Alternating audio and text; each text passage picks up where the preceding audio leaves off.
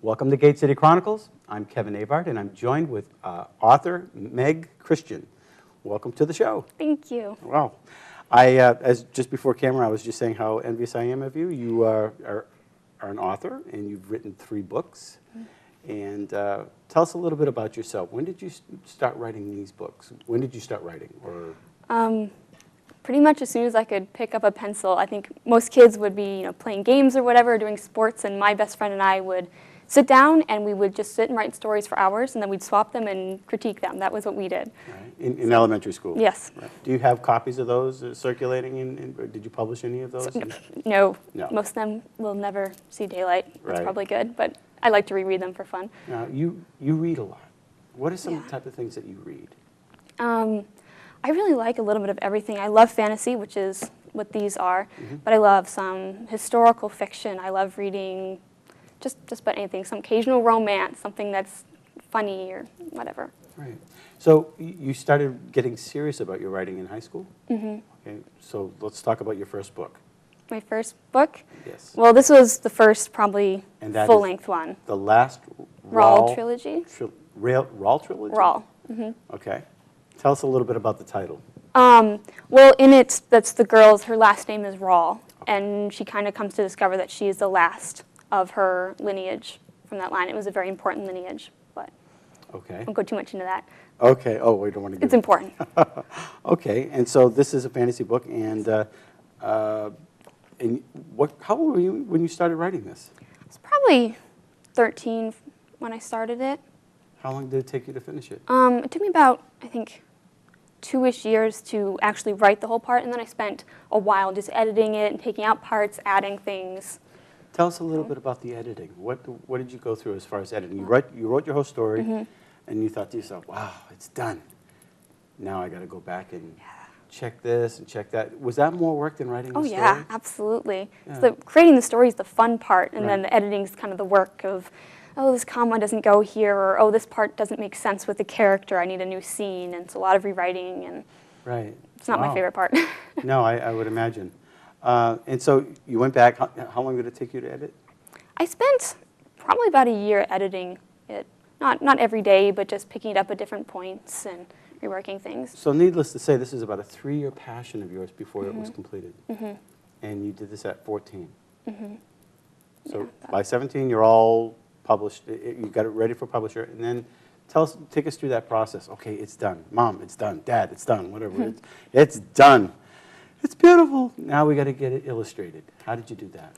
Well, I was really blessed because actually both of my aunts are very, very talented with art. So I asked one of my aunts if she'd do a map for it, and she did. And then I decided to pursue more of a self-publishing route than doing an actual, I don't want to say an actual publisher, but it's just a different form of publishing, and they provided the covers for me. I got to okay the covers, but I told them what I wanted, and they did it. So quasi-self-published, because obviously somebody's providing you the cover, right? Yeah, so I guess it's a little bit different than some. Did you have to work with lawyers, or did you have to sign disclosures, or copyright, or how? I did. I mean, they're copyrighted. I did have to sign a contract with the publisher, but I retained all the rights, which I really appreciated. Would you consider this a college education in itself? In some ways, yes. Right.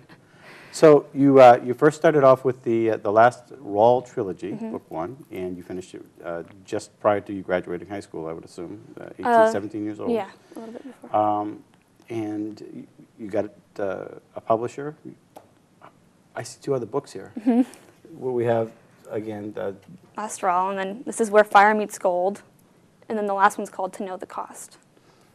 Interesting, and they're all part of the series. I take it these didn't take you as long to write. No, I actually wrote the next 2 over summer vacation. Interesting. And that it's complete, the story's over. The story's done. So are we going to see a movie? I would love that. That's great. Steven Spielberg, if you need my number, just let me know. Right. Wonderful. So may I ask who your publisher is? Where did you find that, the publisher? I know you said you self-published, but that seems kind of ambiguous. You just had somebody say, hey, this is good, this is a wonderful book, we'll get somebody to do a cover for you. Who's that somebody? The somebody, it's called Infinity Publishing is what I used. It's based out of Pennsylvania, I believe, and I had read another book in our town It actually was about the house I lived in. Somebody had done like the history of it, and they'd written a book. And they had done it through this Infinity Publishing. And I'd read the book, and I liked the format, so I looked it up and did some homework and thought it was one of my best options for it. Right. I'm surprised that a lot of people who are local that actually wrote books and they're self-publishing and they want to get their book out. And this looks like a beautiful cover. Just the whole picture, it looks intriguing. They did a nice job on it. I'm very excited for you. So now you're in college, and you're in college in Vermont. Tell us a little bit about, you said something about you designed your own major. Yeah, the school, it's a little bit different. I started at a traditional college for 2 years, and it was a great school, but it just really wasn't a good fit for me because my interests don't tend to fit within a specific major. So this other school in Vermont allows me to study the things that I'm interested in. Right. Science. Yes, science, obviously English and creative writing and history. I love history, so all kinds of things. Right. Now, did you go to the public school here in Nashua, or? No, I actually live up on Lake Winnipesaukee, so I went up high school there. Oh, Winnipesaukee, very nice area. I know a lot of people up that way. It's beautiful. I actually used to live on Winnisquam, so Okay. it's close. Same area. Yeah, it's a nice area up there. So you went up to Laconia High School, or? Moultonboro, Moultonboro. actually. Okay, interesting. So you have these 3 books. How long have they been out, complete? Complete, it's been, I think, 2 or 3 years now. Okay. It's been done. And if somebody wants to find them online, is that how they would purchase them? They're available at pretty much any online, like Amazon, Barnes & Noble, things like that. Interesting. So you can get this book. It's wonderful. I asked you a little bit earlier, are you watching the sales, or are you able to track it through Amazon? Or? I do. I mean, I get royalty statements, so I can track it through that. And then also just people telling me, friends or whatever, buying it through me or local bookstores, I can track it mostly through that, which is fun. And are you working on anything new? I'm always working on something. Right. Always got usually a couple going, because I'll get bored with one or stuck on one and move to another. How would you, what advice do you have for people who want to get involved? Obviously, you have to be a prolific writer, reader. You read. A lot of people, I hear that over and over again. What are some of the first steps that you would say, well, if I want to write a book, I want to write a book about this, or what are some of the first steps that you would give advice? I'd say know that it's a lot of hard work. It's not a bad thing or discouragement. I just think you need to know that going in, a lot of editing, but I'd say just if there's a story you're passionate about, you think other people would like it, do an outline so you know somewhere where you're going, and then just write a little bit every day if you can, because it can seem overwhelming at first. Have you ever thought about being a ghostwriter for other people? I had never really thought about that. The reason I bring that up, you know, I look at, if you watch these news programs where, geez, this guy comes out with a new book this year, and this guy comes out with a new, and they're thick. And you think, where did you have the time? Yeah. You know, these aren't really that thick. Obviously, it took you a little while to take the first one. You probably knew where it was going to end up at, or did you?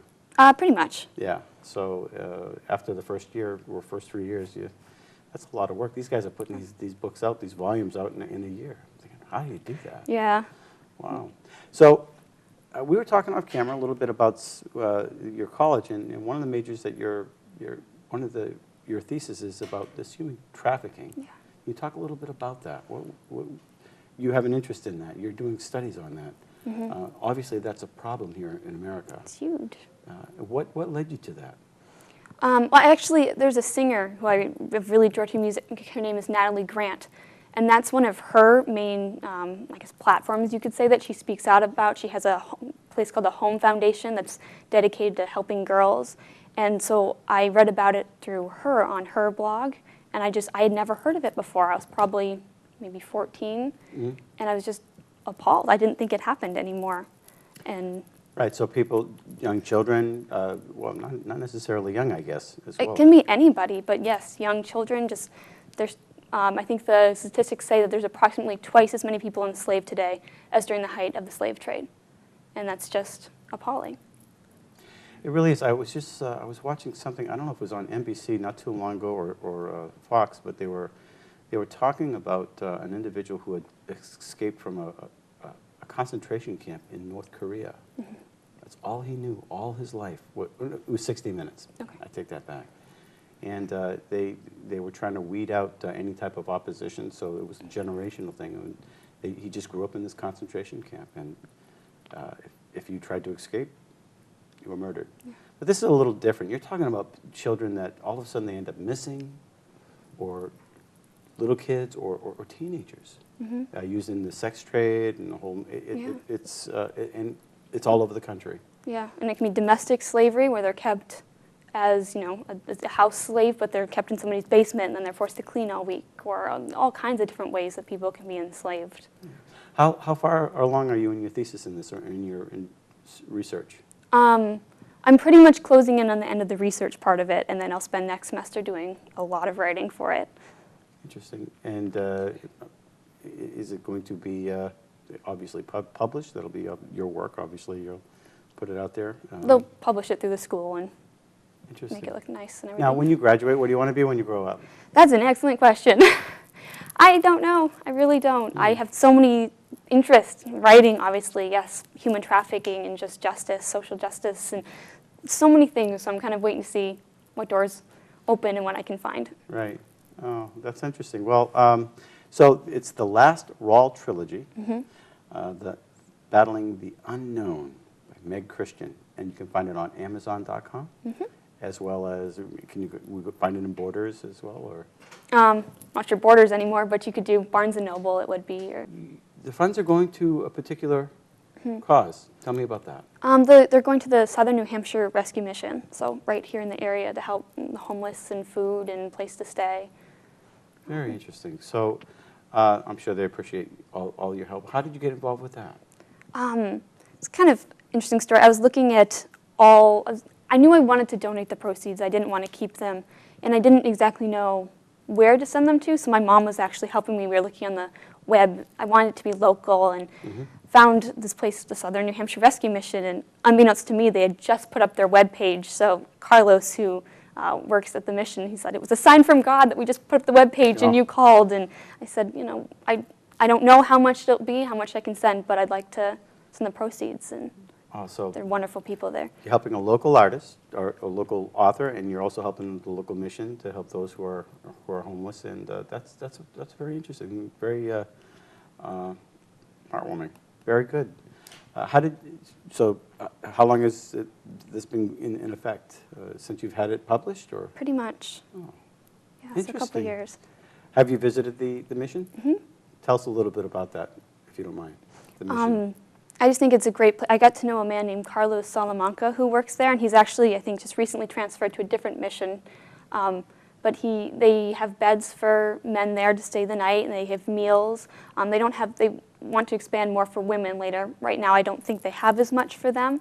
And there's so much problem with homeless everywhere. Right. Especially, here in Nashua and any city, it's a problem, and I think it's great that they're reaching out. So that's here in Nashua, New Hampshire. Is that right down on the tree streets by any chance?